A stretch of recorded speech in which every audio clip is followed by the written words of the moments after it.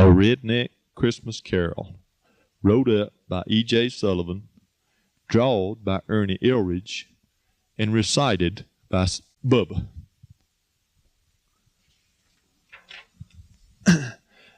Jim Bob Marley was sure enough dead and gone, and it was a darn shame, too. Since Jim Bob passed, things just wasn't the same around Ebenezer Scrooge's new and used car lot. About the only thing that hadn't changed was a sign outside that said, "If you need wheels, we got deals." Bubba Cratchit, the only employee old Scrooge had left, couldn't help thinking all this, like he did every Christmas Eve. Shoot, Jim Bob Marley wasn't no saint, but when he was alive, they at least used to close a lot early on Christmas Eve and play a little foosball. Sometimes Jim Bob even opened up the soft drink machine and everybody got him a free Dr. Pepper. Them days was gone for sure. Nowadays, Scrooge made Bubba work most every holiday, and he didn't give nothing away cheap, let alone free. Here it was after 9 o'clock on Christmas Eve, and Scrooge was still griping about what all they sold that day and not saying a word about letting Bubba go home. "Mr. Scrooge, I sure would like to get on home to Earline and the kids," Bubba said. "I still got to stop on the way and buy a Christmas present for my youngest, T9 and Tim." "Don't be a dang fool, Cratchit. We still got time to sell 2 or 3 more cars." Scrooge practically bit Bubba's head off. Bubba sat there miserable, thinking about his family. Sure, nobody else would come in tonight on Christmas Eve. Shoot, he already sold a used car and 2 trucks that day anyway. That ought to be enough. But it wasn't enough for mean old Ebenezer Scrooge. Nothing was ever enough for Scrooge. At 10 o'clock, though, when Bubba asked again to go home, Scrooge give in. "Lazy good for nothing," he said. "I suppose you'll want tomorrow off, too." "Well, it is Christmas," Bubba said. "Bah dang humbug Christmas. I ain't paying you for it, and you better get in here bright and early the next day. Now there, Cratchit, here's your wages, $28.33. I deducted $1 for that phone call to your wife, and $2 for your bathroom privileges. Don't spend it all in one place." Bubba took the money and left Scrooge's new and used. It was raining hard. Good thing, or somebody might have noticed that tear in his eye. What could he do with $28.33? It was too late now to buy anything nice for poor little T9 and Tim, even if he could afford to. Bubba started up his pickup and chugged on home to Paradise Acres. On the way, he stopped at the 7-Eleven and bought moon pies, Slim Jims, and knee-highs for the kid. For something special for Sister, he bought a Lucky Rabbit's foot dyed pink, her favorite color. For Junior, he bought a Dale Earnhardt T-shirt. Tater got a crimson-tide shot glass. Bubba figured he could keep pennies in it. And for the youngest Cratchit, little T9 and Tim, Bubba bought a giant-sized pack of plastic worms, the kind with the smell fish can't resist. For Earline, he spent a whole $3 on a silky rose they had for sale by the cash register. Meanwhile, Ebenezer Scrooge put on his raincoat. He didn't want to get his new lime green polyester 3-piece suit wet, or get mud on them nice new white shoes that was on sale down the Buford's New Deal department store. If there was anybody around to see, he might have looked silly tiptoeing around the puddles in the lot of Scrooge's new and used over to his brand new Cadillac. Lucky for Scrooge, there wasn't nobody around. His car started with a purr. Grumbling all the way, Scrooge drove himself on home to his big old plantation-style brick house with the big white pillars on the front and 2 stone lions guarding the drive. He lived here all alone, and that was just the way he liked it. Having other people around all the time just messed up your stuff. As he was pulling into the garage, Scrooge thought for just a minute he saw the face of his deceased partner, Jim Bob Marley, where the hood ornament of the Cadillac should have been. Marley seemed like he was calling out to him, shouting like or hollering a warning. But when Scrooge shook his head and rubbed his eyes, he had to tell himself he was just so tired he was seeing things. Scrooge fed himself a fine steak dinner, got into his long johns, and crawled into his big 4-poster bed. The next thing he knew, he was sound asleep, but it seemed like he was having some strange kind of dream. There was someone standing at the foot of his bed. "What the?" he yelled. The figure at the end of the bed was, well, it was see-through. It sure looked a heck of a lot like a ghost, and yet it had a mighty powerful presence. It was a man, dazzling in his white jewel-studded jumpsuit, slick-back black pompadour hairstyle, and long sideburns.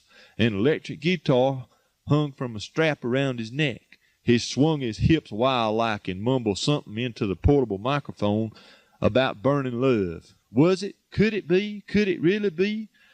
The king? Scrooge stammered, thunderstruck. No, man, I'm just a bad impersonator, the spirit said. You ain't Elvis? I told you I ain't even a good look-alike. You look just like him to me, Scrooge argued, forgetting for a minute he was talking to a ghost. Put your glasses on, man, the ghost said, and plug in your hearing aid. I can't even sing worth a dang. That's why I'm still here haunting folks like you, to pay for all them really bad performances I gave whilst I was a real man here on earth. Scrooge put on his glasses and hearing aid. Sure enough, this was really one bad Elvis impersonator. You stink, Scrooge exclaimed. Never mind that. I'm the ghost of Christmas past, and I'm here to show you things. Come with me, old buddy. The ghost took him by the hand, and suddenly Scrooge was back in time, in the little town of Pot Liquor, Mississippi, where he grew up.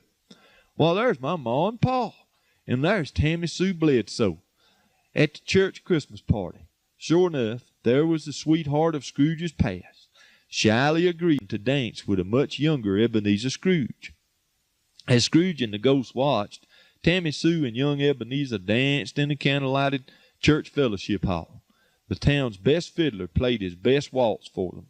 They gazed into each other's faces. Then the music ended. After a quiet conversation, Tammy Sue left the church with tears in her eyes. You done broke that girl's heart, Ebenezer Scrooge, said the bad Elvis impersonator. I wanted to make my fortune, whined Scrooge. Yeah, you put material gain above true love, said the ghost. Scrooge could only look on the scene in silence, his own heart breaking all over again.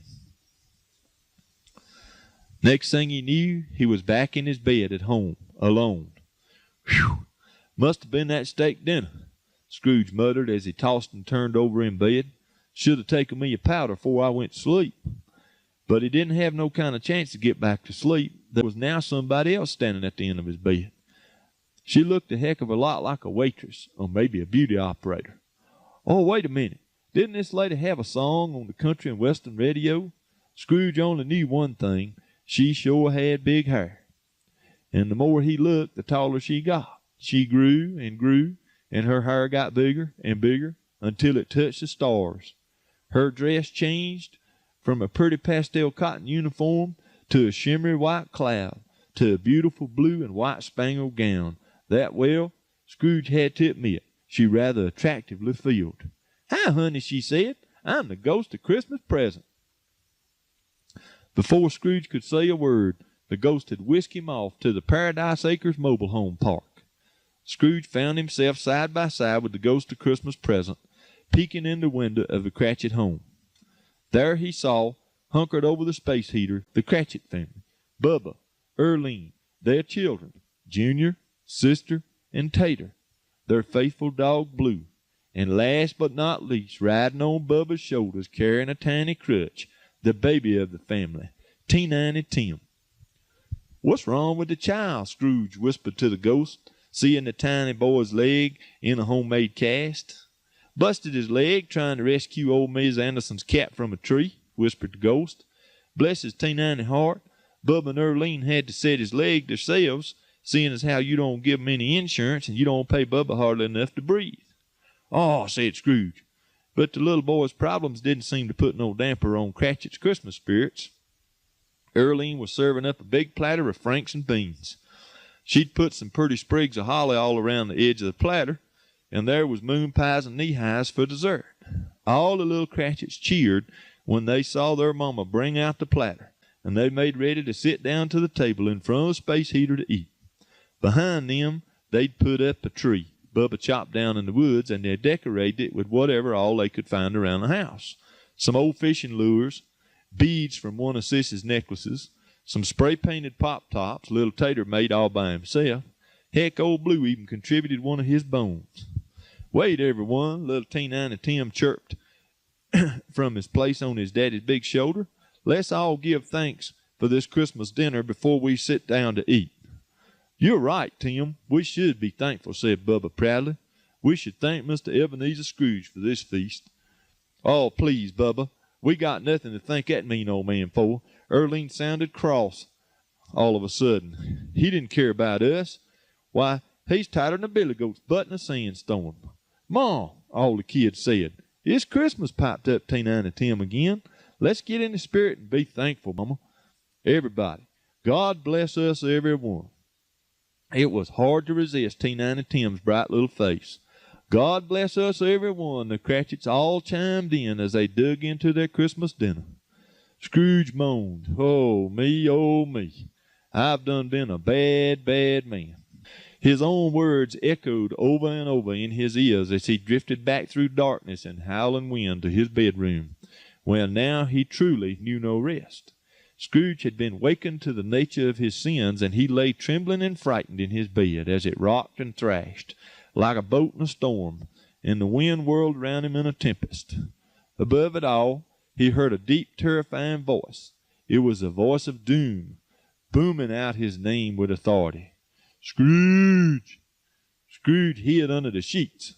Mr. Ebenezer Scrooge, your fate is calling you.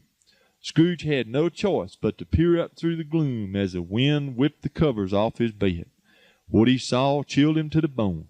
It was a third spirit, dark as night, skeletal and foreboding, with a long, poorly shaven, evil face and wearing a drooping black suit, carrying a big old black briefcase. Are you the tax man? Scrooge cried out in fear. The ghost boomed back and the earth shook. Some call me death, some call me taxes, some call me the revenue man. Most just call me the ghost of Christmas future. There was a flash of lightning and a loud clap of thunder. Suddenly Scrooge and the frightful ghost in the big black suit were hunkered in freezing rain outside the trailer of Bubba Cratchit and his family. But things were now different. The little home was dark and falling down. It was quiet inside. There was no Christmas tree, no Christmas cheer. Only Bubba and Ernie huddled by the space heater. Bubba had his arm around Ernie as she sobbed her heart out. What's wrong, ghost? Scrooge asked the apparition. Where's the little child?